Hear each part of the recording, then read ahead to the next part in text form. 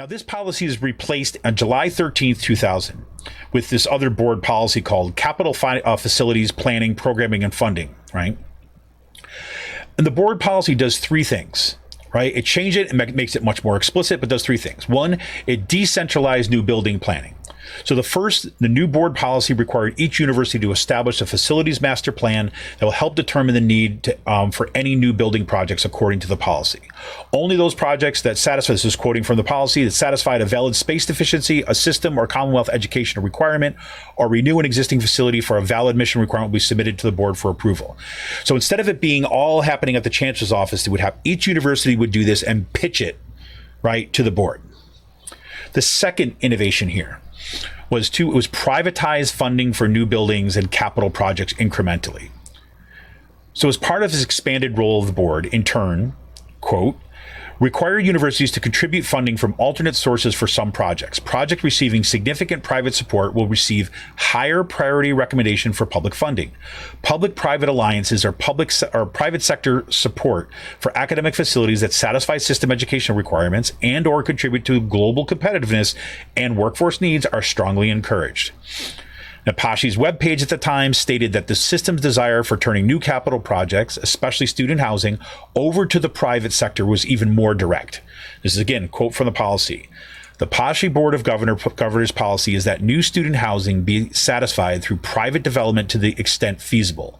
Development is generally by a viable supporting 501c3 tax-exempt affiliated organization.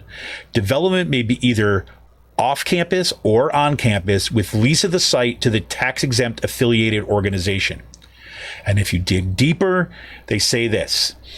You can even see that spelled it out. The alternative funds. Board probably has what 50%. They require 50% of the project to be raised by all new 50% of the project cost to be raised for all new academic facility space, right? So they wanted 50% had to be raised from funds. Typical source of alternative funds includes gifts, unrestricted endowment income, corporate sponsorships, camps, conference, and similar net incomes, federal funds, university operating funds planned for capital improvements, or cost avoided with documented significant improvements in instructional or operational efficiency and effectiveness. What that means right there in that new policy, cost avoided with documented significant improvements in instructional or operation efficiency and effectiveness, that means getting rid of faculty members, increasing class sizes, shifting things to online instruction, and employing a higher percentage of adjunct faculty members. That's what that means. When they say costs avoided with documented significant, that's what they're talking about. They incentivized in the board policy austerity measures. Right?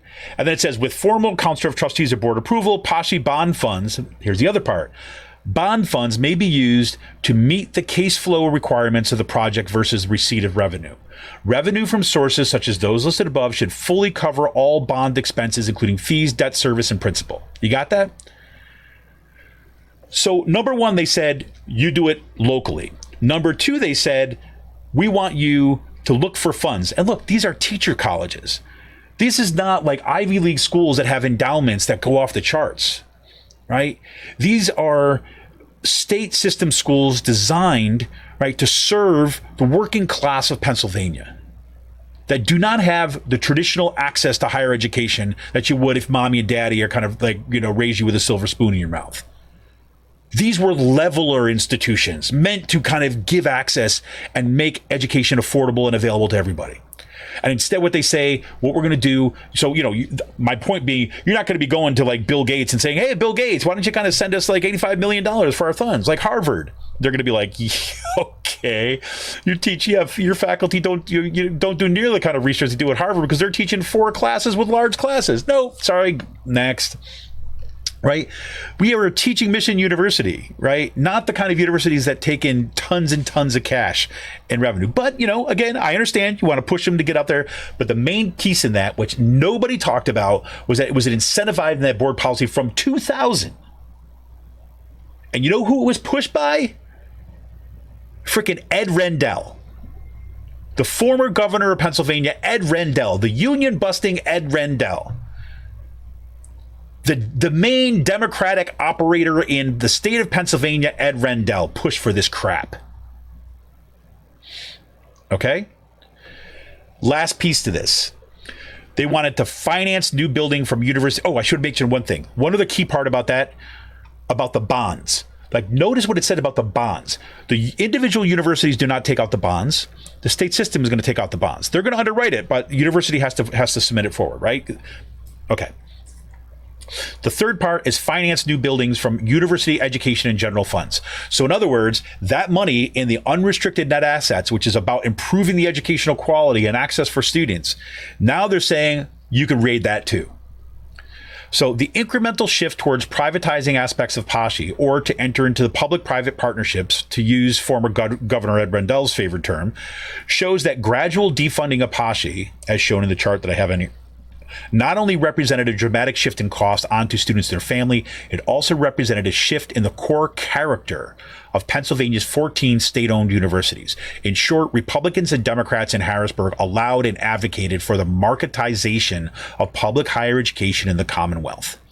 However, the shift in Board of Governors policy regarding the financing of capital projects also documents a shift in how debt was issued for these projects and how the debt would be repaid.